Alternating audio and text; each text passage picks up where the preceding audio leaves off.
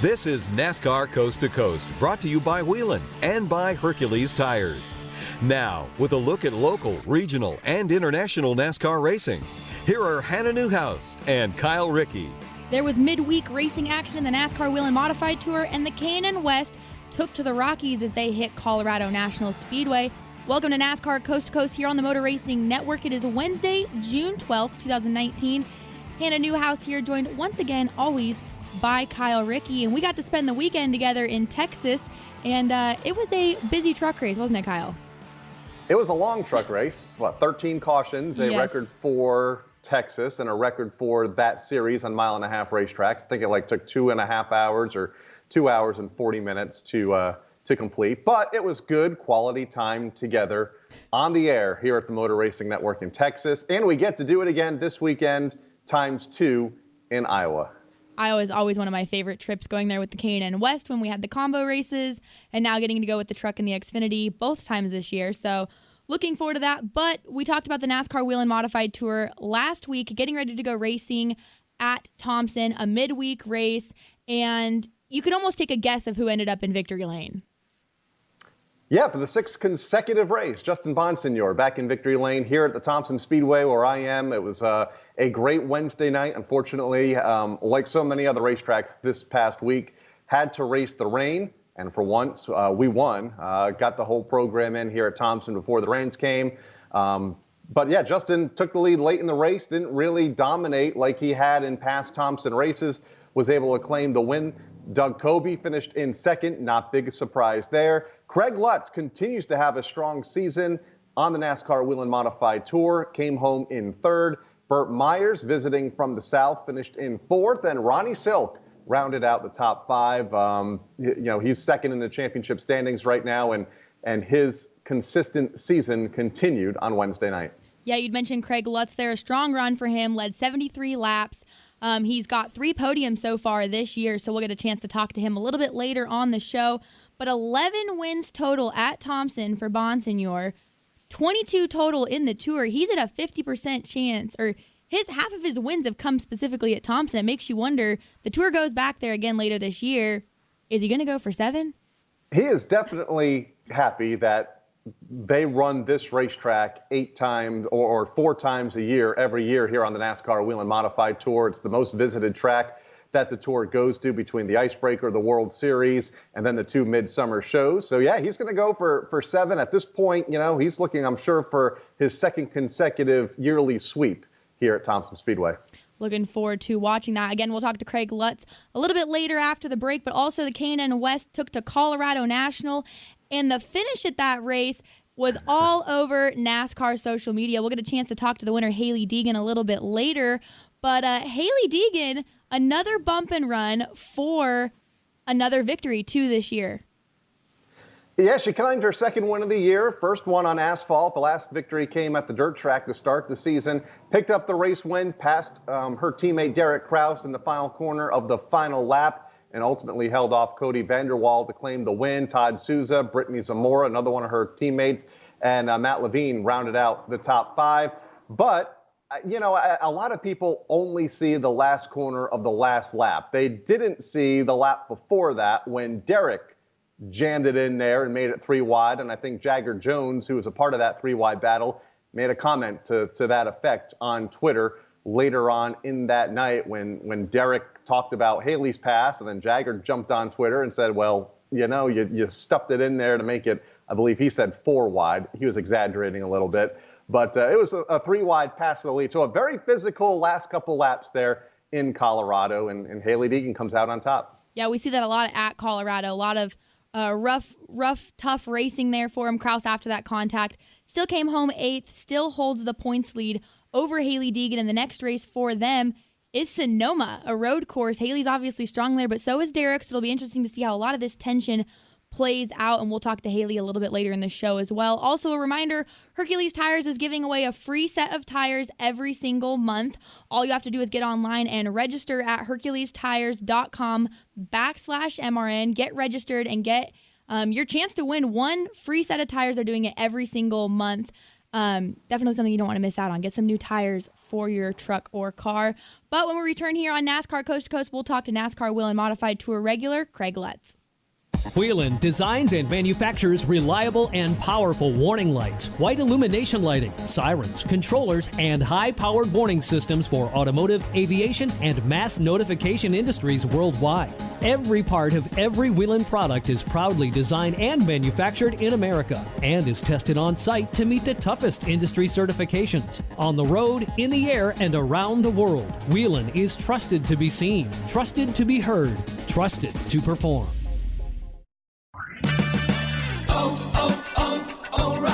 If your paint job is looking less than new, bring back that showroom shine with Formula One Wash and Wax, Paste Wax, or Scratch Out on sale now for $2.99 each at O'Reilly Auto Parts. Keep your vehicle looking new with Formula One Auto Care products, $2.99 each at O'Reilly Auto Parts. Better parts, better prices every day. Limits apply. See store for details.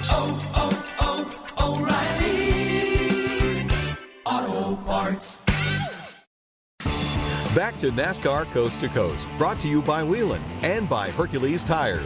Here are Hannah Newhouse and Kyle Rickey. The NASCAR Whelen Modified Tour had some midweek racing action last week as they took to Thompson. Justin Bonsignor captured the victory, but there's been another name that's been inching closer and closer to that win this season, Craig Lutz, and we have him on the guest line right now. Craig, thanks for coming on NASCAR Coast to Coast. Thanks for having me on. Now, you captured yet another podium this year. That's 3 for you guys thus far. Your 2019 season is looking good, but at the end of that race, you'd led a lot of laps. What was it going to take to get up there and challenge Justin for that win?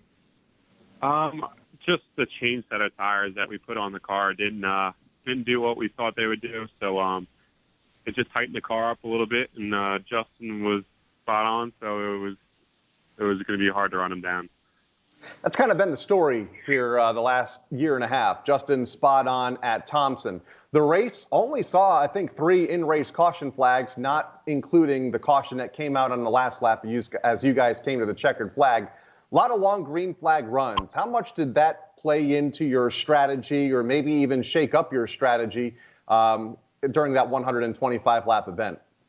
I think that worked more into our favor. I mean, we had a really good car that fired off really good, and I was hoping it was gonna go green for a while, which it did. So it kind of left us to like one spot to pit. You know, usually you get a couple cautions from 75 to 100. It gives you a couple different opportunities to pit and different strategies. So it kind of narrowed it down for everyone on one strategy, and it just didn't work out for us. Now, the tour is full of weekends where you guys might race a couple weekends in a row and then have a couple weeks off. But this turnaround from the previous race to the Wednesday night at Thompson was only a handful of days. How hard is that to transfer over, the cars, and how hard is that on the team with only a couple days to turn things around? Yeah, I mean, luckily enough that Russell Goodell, my car owner, we have 2 different cars, so we're able to prepare before this. But it's more or less just on the crew. Everyone puts a lot of time in to make sure everything's right, and to go back to back within 5 days was a lot. But it's all something we love to do, so we look forward to it. You mentioned Russell Goodale, your car owner. You moved to that team midway through 2017 after starting your modified tour career with the family team. Other than, I guess the Long Island connection, how did that partnership come to be almost 2 years ago? I was very familiar with all the guys on the team. The crew chief, Doug Ojiko, I actually raced go-karts for. I won a go-kart race in the car he owned. So we've worked together and just stayed in contact with everybody. I mean, Jeff is one of my friends, so we always hung out outside the racetrack, so it just ended up working out. Now, your 2018 season was an up-and-down year for you guys. You guys collected only 3 top 5s. We're only a handful of races into the 2019 season. You already have 3 podium finishes. What has been the difference between how you guys ended 2018 and what was the takeaway going into 2019? I think it's a couple different things. I mean, experience. I mean, anyone who thinks they're going to win on the tour the first 2 years, they got a lot to learn. I mean, you're running against the best out there. And then this year we switched over to LFR race cars, and Rob Fuller has been a huge help in our program. And hopefully we can just keep on inching forward to get a win. You almost got that win at Stafford, the Spring Sizzler earlier this year. Doug Coby ultimately beating you, I guess, by like a car length and a half. What would it have meant to you to get your first win in the oldest tour race that there is on the schedule in the Spring Sizzler?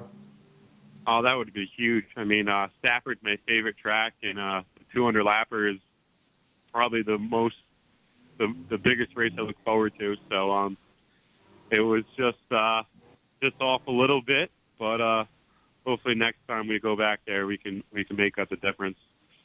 You'd mentioned earlier your guys' switch over to the LFR chassis. We saw Justin Bonsignor put together a dominating season last year in an LFR chassis. We see Coby, who's had a phenomenal season thus far as well, also in an LFR chassis. Do you think that maybe has hit on some of the success that you guys have had so far? Without a doubt, it's definitely been a huge improvement to our program. It's not only the cars themselves, but the trackside support with Robbie being at the tracks all the time and being that missing puzzle piece that we needed. For those that don't know the name Craig Lutz, you joined the tour a handful of years ago, that is, in 2016. You ran all but one event. Work us through your racing career. What got you started in motorsports and ultimately down the path to the NASCAR Wheel and Modify Tour where you run now? My dad's been the biggest part of my racing career. I mean, he raced street stocks, and every Saturday night we would go to Riverhead Raceway, and that's what me and my three other brothers did all the time. So it was someone I always looked up to. So, and everything he did, I wanted to do. So I started racing go-karts when I was 5. I ran every weekend, and then progressed up from there. I ran a late model when I was 14. Ran Mountain Speedway for 2 years, won a championship and 7 races. Then just the next step was an SK, and then I ended up running Waterford for 3 years. Won a couple of races, finished second and third in points, and then the next step was a modified tour, and that's how I got started. And the tour being one of the toughest divisions currently to win on in NASCAR, regional and international. I mean, every time I've seen them, like you've said, people think they're crazy if they're going to try and win in the first 2 years. It's got some incredible talent. Next race on the schedule, though, for the tour, Riverhead Raceway, July 6th, just under a month away. And I guess would you call Riverhead one of your home tracks considering it's in New York? Yeah, I mean, I never ran there. I never ran that much there in a full body car. So I always ran Waterford every week. So I only have a handful of races there, but it's like 25 minutes down the road for me. So yeah, I consider it a home track. July for the Modifieds has 2 very different racetracks. Riverhead and New Hampshire. July for the Modifieds has 2 very different racetracks, Craig. Riverhead and New Hampshire, the short track for Riverhead, and obviously the biggest racetrack where drafting comes into play at New Hampshire. Where are you most comfortable when it comes to your comfort in the seat, the short tracks or the big tracks? I like a variety. I mean, Thompson, Stafford are my favorite tracks. Seekonk or Riverhead are also, it's a different change of pace I like. Always struggled at Loudon. I don't know why, but for some reason we just haven't put a whole race together there yet. But that's the cool part about the Modified Tour. I mean, 1 week you're running Loudon, the week before you're at a quarter-mile bull ring, so it keeps you on your toes. That All-Star Shootout at New Hampshire, July 19th again. The next race for the tour, July 6th at Riverhead. Craig, enjoy your time off. You've got almost a month off from tour racing. And best of luck this rest of the season, and thanks for coming on. Thank you. I appreciate it. Thanks for having me on. Craig Lutz on the guest line, one of the regulars on the NASCAR Wheel and Modified Tour, looking for that first win this year on the tour. But when we return, we'll talk to a driver who found her way once again to victory lane in the NASCAR K&N West as Hailie Deegan joins us on NASCAR Coast to Coast after the break. Here's your chance to win a set of your very own Hercules tires. Go to HerculesTires.com/MRN. Simply register, and each month we'll give away one set of tires. Hercules Tires has the value, selection, and industry-leading mileage coverage to get you wherever you need to go, no matter where the road takes you. Register now for your chance to win a set of Hercules tires at HerculesTires.com/MRN. Hercules Tires. Ride on our street.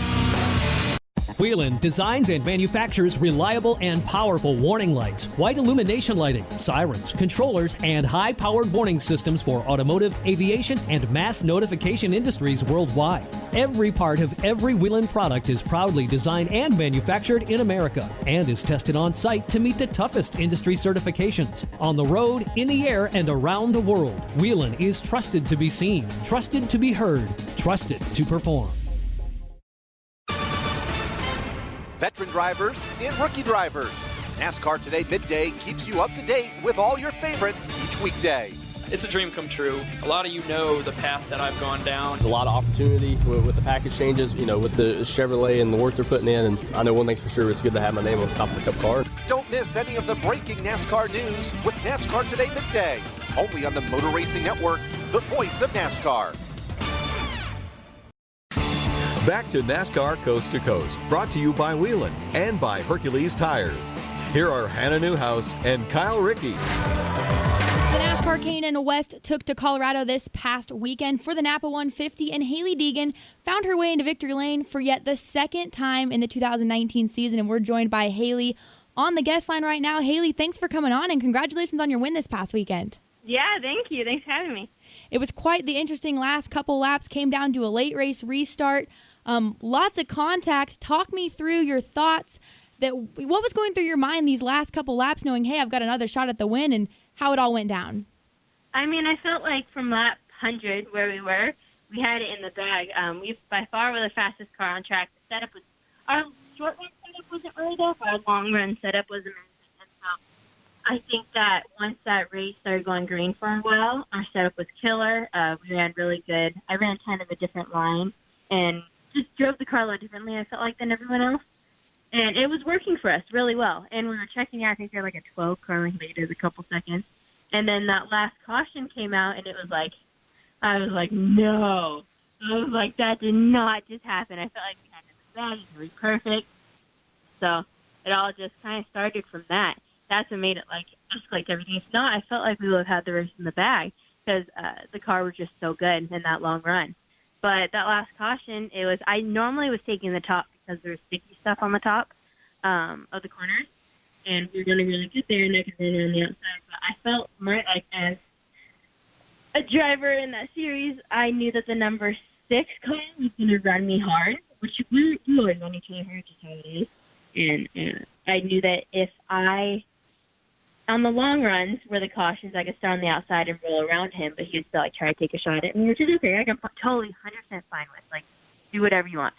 But I wanted to control that last restart by being on the bottom, but I didn't realize the bottom didn't have as much sticky stuff. So I realized on the starts it didn't roll as quick, but we still had a good start. And then when I was not expecting Derek to jump to the inside, because it's funny because even in a video that my dad has, he goes, you have nothing to worry about with Derek, just because I figured, first of all, his car's broke. He's in third from being having his car broke. It's still a really good point day for him, and he's leading the points. And me and Derek have always ran each other pretty clean. We race each other hard, but it's not we were pretty clean while racing here. And so I think that I just really wasn't expecting him to dive to the inside like that. And so I went into that corner, and I felt like I didn't try to run Jagger up the track. I didn't try to pinch down my corner super bad. I just ran kind of like a normal line to keep my roll speed up so I wouldn't get rolled around. And then Derek just door slammed in and pushed both of us up the track. Really, the 6 got the really, really bad end of the stick because he got put on the loose marble area, which is pretty bad up there. And then I dropped back to 3rd or 4th. So then I took the top line and started rolling around back up to 2nd, and I got to his bumper in that last corner. Yeah, Jagger didn't seem all that thrilled on Twitter with the Derek move, making it 3 wide there, taking the green flag for the last 2-lap shootout. You ended up taking the checkered flag.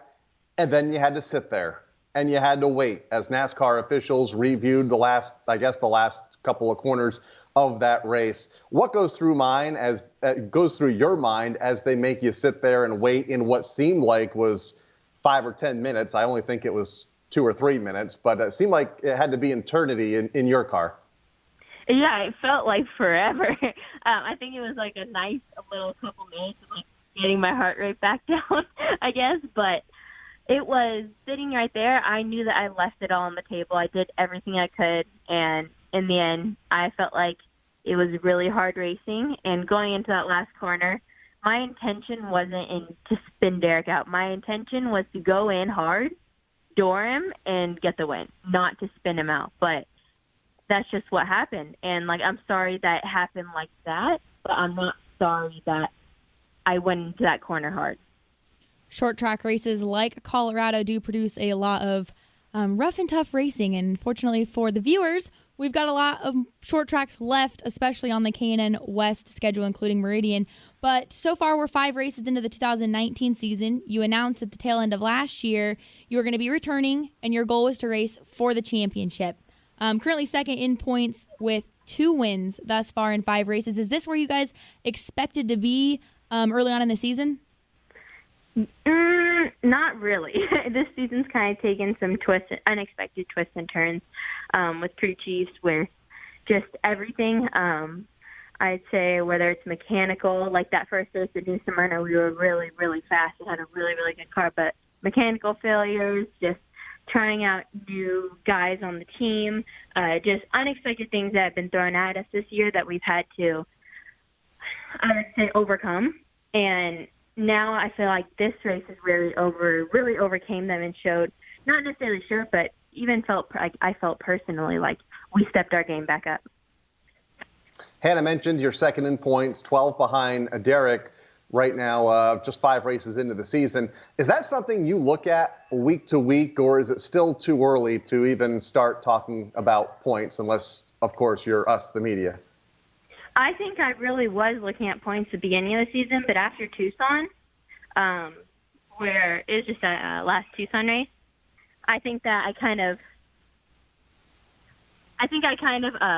lost, not necessarily lost track of points, but was like, hey, it's just going to be really hard to win a championship with how hard we all run each other. How hard, not like necessarily like I get ran, I run people, like just how it is, like how hard the racing is. It's going to be hard to win a championship because it's going to be hard to be consistent. I think the person who's going to be the most consistent, doesn't get in wrecks, doesn't have mechanical failure, is going to be the one to win it. But in the end, when it comes down to racing, those last lap passes and you do whatever it takes to win, those things happen. The K&N West schedule, I personally think is one of the most diverse ones out there, including a dirt race at Las Vegas. You've got the road course of Sonoma. You go everything from Iowa and Gateway to Phoenix to short tracks like Meridian and Colorado, like we've seen. Up next for you guys, though, is Sonoma. You guys go there with the NASCAR National Series in just a few weeks. And I remember last year you were slightly surprised by how the weekend went for you. I mean, you qualified 3rd, finished 7th, having virtually no, stock car road course experience. Is that a track that you have circled knowing that you've seen success, and what are your thoughts going into the next race?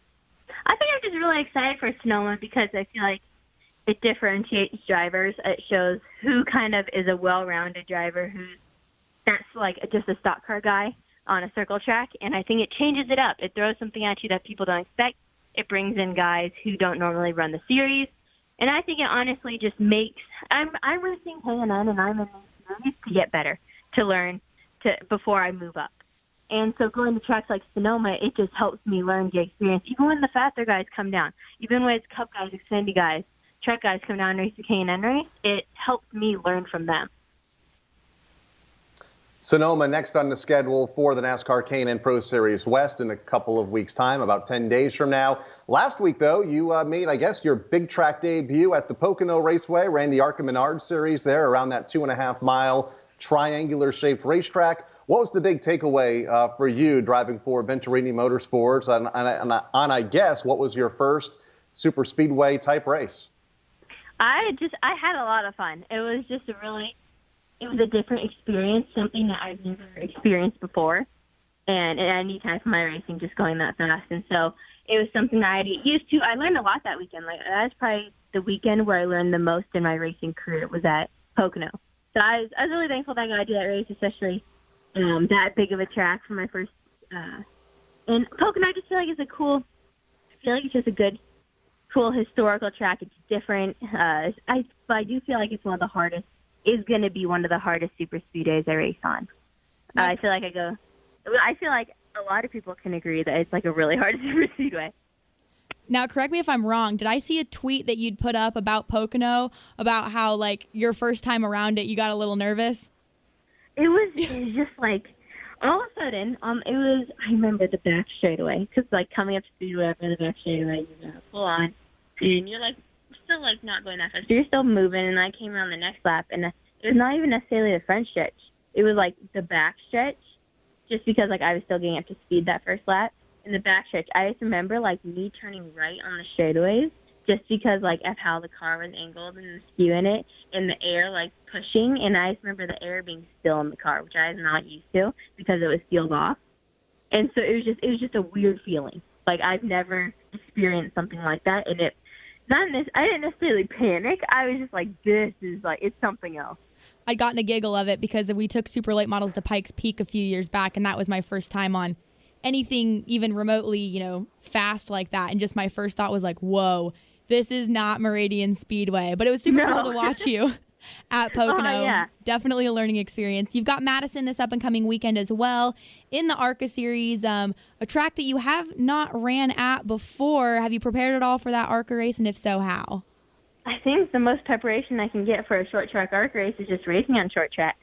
I think that as of now, my schedule is getting pretty busy, and it's hard to go, like, test and do stuff like that just because of how every weekend I'm racing. And I'm actually really excited for Madison, watching, like, the footage of the races and stuff. I think that it's going to be a track that I'm going to be comfortable at, but I think still in the ARCA series, I'm looking to go get, like, top 5 to learn as much as I can. Kevin Harvick brought you up on NASCAR on Fox pre-race show the other day from Michigan. Seems to be a proponent of yours and has been now for quite some time, I believe, for at least the last year and a half. What does it mean to you for him to kind of be, getting your name out there a little more on in this case, national television? I think it's really cool, honestly. I'm going to be honest, there's not a lot of even, like, Xfinity, Cup guys, truck guys that acknowledge everything in the lower series, and, like, even people that I'm gonna be, like, really honest, not many people, like, come and talk to me a lot when it comes, like, Xfinity Cup guys. So it's cool when people like him, especially big names in the Cup series, do say stuff about me, and it really motivates me. It shows that, like, the work I'm doing is paying off. It has been cool to see the recent involvement that we've seen a lot of these guys up in the upper divisions get involved with. Obviously, the help of fanschoice.tv streaming all of the races live makes it easy for everyone to watch, see what happened, get recaps. But Hailie, we know you're busy. We'll let you get going. Good luck this up and coming weekend at Madison, and maybe we'll see you at Sonoma with the K&N West in a couple weeks. Yeah, for sure. Thanks for having me. That was Hailie Deegan, this past weekend's winner in the NASCAR K&N West at Colorado. But when we return, we'll recap who found their way into victory lane this past weekend in NASCAR. Whelen designs and manufactures reliable and powerful warning lights, white illumination lighting, sirens, controllers, and high-powered warning systems for automotive, aviation, and mass notification industries worldwide. Every part of every Whelen product is proudly designed and manufactured in America and is tested on site to meet the toughest industry certifications on the road, in the air, and around the world. Whelen is trusted to be seen, trusted to be heard, trusted to perform.